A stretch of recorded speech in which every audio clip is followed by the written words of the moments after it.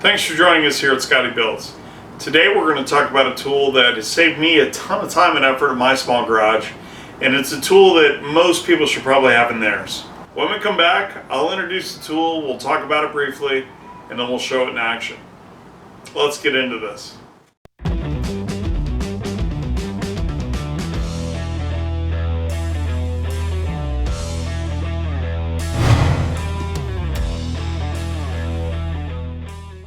Okay, so our tool this week is going to be the Bolt Buster Heat Induction Tool. This kit comes with a variety of coils, which we see lined up across the back. Also has a couple coils that you can shape to fit your needs. So we've got this one, some more rigid coil there, and then we have one that's very flexible. We can wrap around, let's say, suspension components and stuff that you're trying to break free. So again, this is our tool this week, the Bolt Buster. And we're going to show you how a couple applications and really what it can do in your small garage. Okay, so the first thing we're going to do after we pull this out of the box is we're going to pick the appropriate size coil for our application. Now in this case, I'm going to heat the nut up on the end of this bolt, and this coil fits just over that nut. So that's going to help us heat it up quicker and really contain some of that heat within the coil there. So what we're going to do is we're going to loosen up our hold down clamps there. We're going to bottom this out. We're going to tighten these up. Don't have to be crazy tight, just secure. I just do a quick test. It's basically push this button.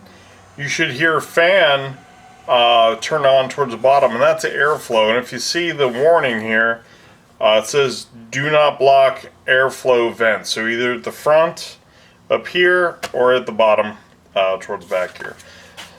Okay, so in this case we're going to be heating up the nut on this bolt, and what we want to do is we want to show you how the heat, show you some contrast between the heating of the bolt itself and the nut. So really this is to simulate a nut that is seized onto a bolt, and how quickly we can basically heat it up to get it off without using flame. So I'm going to push a button. I'm going to place the coil over the nut, and we're going to keep applying heat until it starts turning red. And maybe we'll go a little further. I've got some smoke. I've got some good color now, and I'm going to pull off. And as we can see, the nut has really taken most of the heat there, and I'm sure there's some heat transfer to the bolt. I'm not going to touch it, but most of the heat has been transferred to the nut. So let's do that one more time. It's pretty quick. So we've got our coil on. We're pushing the button. I've got red. Probably leave it off, and there we go. Awesome.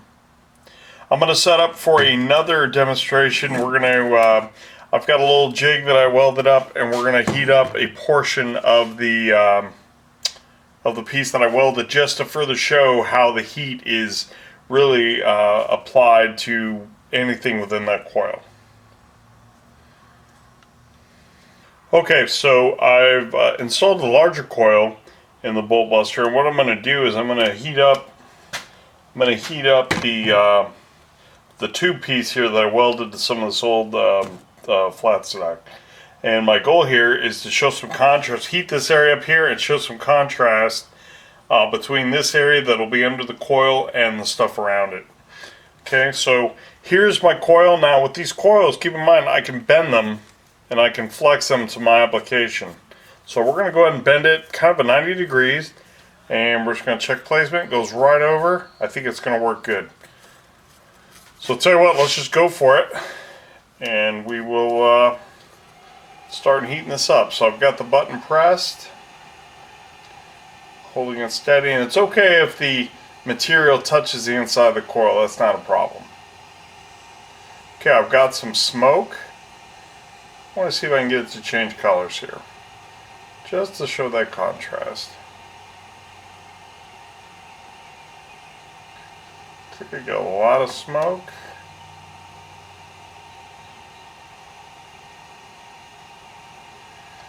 It's pretty thick stuff.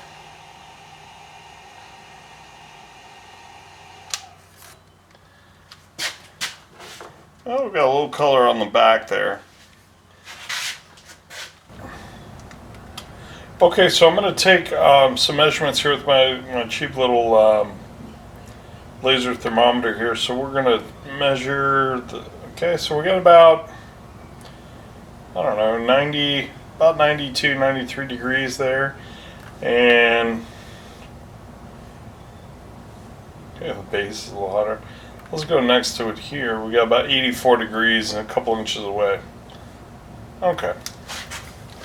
So as we're heating this, we're going to try to capture those temperatures. So I've got my coil in, got the hold downs are snug. I'm going to slide the coil over, and I've got heat.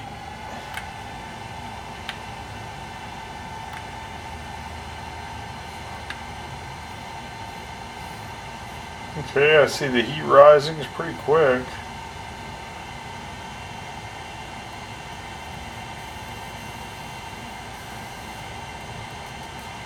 About 270.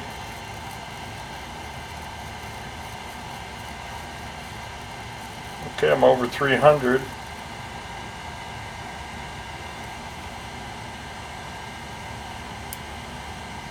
I'm going to leave the heat applied there, and I'm going to take measurements down here at the base.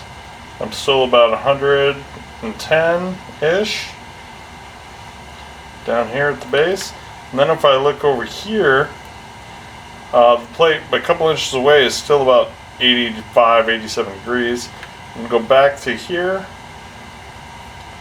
Wow, I'm over 500 degrees. So I'm going to go ahead and stop it there. Pull the coil off and take our measurements here. So right just shy of 700 degrees for the area that was under the coil, and then I'm going to come over here, and below that, I'd say about an inch below, about 250, inch above towards the tip. Well, that got really hot, about 7. So and I'm still about 90 degrees, 89 degrees here on the plate, a couple inches away. So that is amazing. So we're able to really put the heat where we want it in a very specific area. Okay, this next clip is me working on a customer drive shaft for replacing the U-joints, and I decided to try to use the bolt buster to make the job a little easier. Here's what happened. Or so solid wax, and we'll see if we got any movement. And that's where we're at.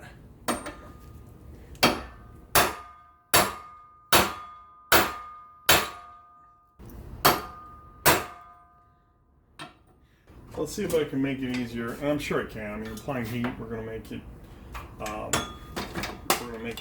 That yoke expand a little bit. At least I hope, but now we should. And it should just make it easier for us. Okay, so here we go. This side is totally cooled down. Went in and had some dinner.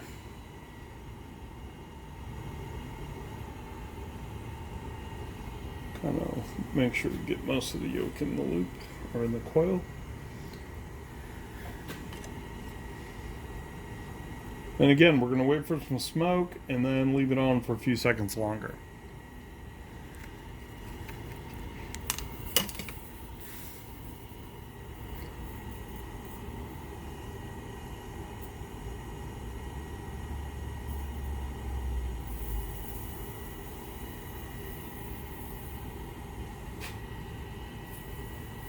Okay, got smoke. I hear something sizzling, so I think we'll call that good on the heat. Make sure the cord doesn't get burned off. Always wear glasses, right? Learned that from my favorite teacher in high school, Mr. Ladner. So let's do this one for Mr. Ladner. shit, much better. Okay, so I'm sold. Bolt Buster. Every time I do this from now on, I will be using the Bolt Buster.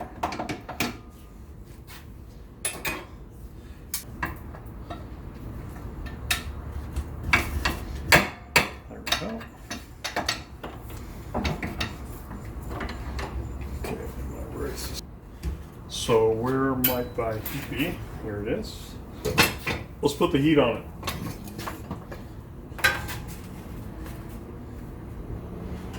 Seems pretty quiet too. It takes about a minute or so, I think, before we see smoke. And then we'll leave it on for a few seconds longer. Now, I was able to make the other side move after laying, I don't know, maybe 5, 6 good hits on it. I did see some movement. After that, we did a couple more. Block the camera. Had not so much movement. Put the heat on it, and the damn thing almost fell off. So, I think for an old guy like myself, this is going to be worthwhile. There's smoke. Let's leave it on there a little while longer. Okay, I'm hearing the grease sizzle, I think.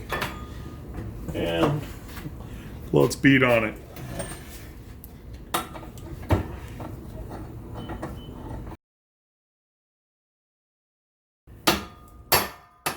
If you want it back, oh wow. Look at that, 3 hits, guys, with the heat, and we're done. Hey, if you enjoyed this video, please like, subscribe, and hit the notification bell. Thanks again for watching, and we'll see you in the next one.